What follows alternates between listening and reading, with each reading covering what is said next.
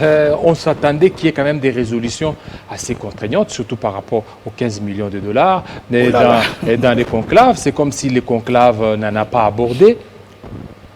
Mais je pense que vous me prenez par les mots, ça me fait même sourire. La justice congolaise est là pour établir les responsabilités. Il n'y a pas que l'affaire de 15 millions de dollars, il y a l'affaire de 200 millions de dollars, il y a tous ceux qui détournent tantôt, il y a des dossiers d'avant qui seront certes suivis aujourd'hui par la justice. C'est comme ça que le chef d'État appelle la justice et le peuple congolais à être vigilant. Raison pour laquelle aujourd'hui l'UDPS, sous le leadership de son président AI et de son secrétaire général Augustin Kabouya, ont fait une descente sur terrain pour palper.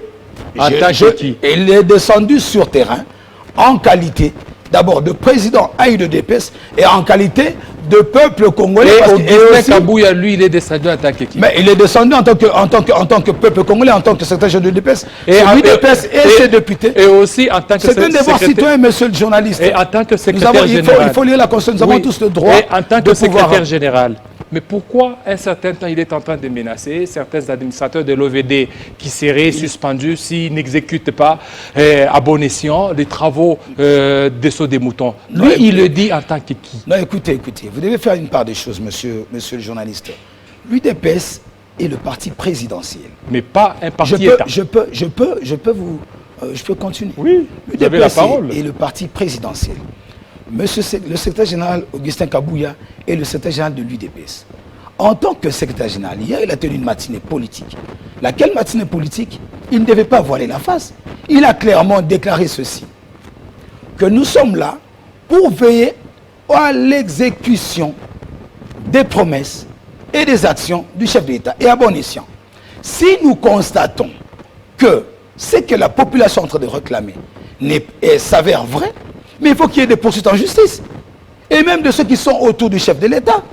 Et ceux qui sont au niveau de la présidence de la République.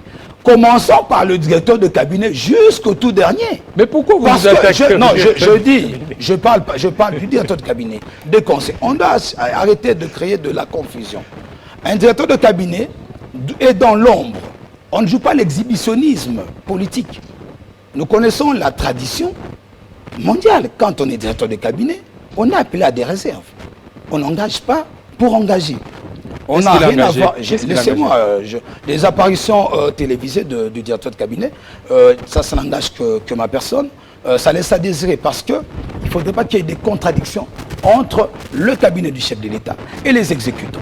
C'est comme ça qu'on appelle à plus de retenue et plus de stratégie politique et de maturité politique. La maturation politique, c'est dans l'action, du silence et dans le respect des prescrits et de la norme. C'est ce que nous demandons seulement. Et on ne peut pas empêcher un certain genre d'un parti politique et de surcroît les secrétaires généraux du parti présidentiel à rendre compte à sa population et à sa base, à leur réveiller, à leur rappeler que voilà, nous avons des yeux braqués sur les accompagnateurs du chef de l'État et nous devons être là pour suivre les actions du chef et l'effectivité des actions du chef. Et si ce n'est pas le cas, on doit nettoyer.